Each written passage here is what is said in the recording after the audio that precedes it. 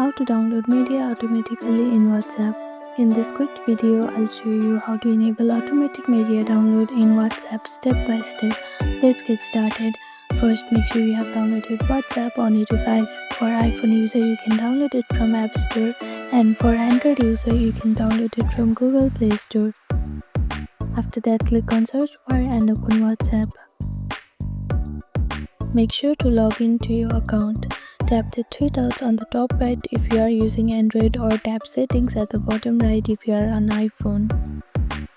Now scroll down and tap on storage and data. This is where you control how media is downloaded.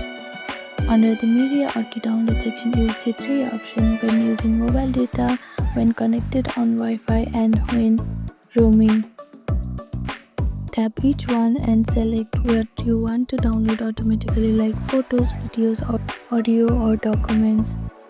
Once you have selected your preference, go back and WhatsApp will now automatically download the selected media type based on your settings.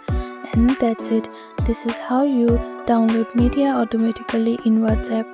Thank you for watching this video. Please do not forget to like, share and subscribe to our channel, and comment down below if you have any other queries. Thank you.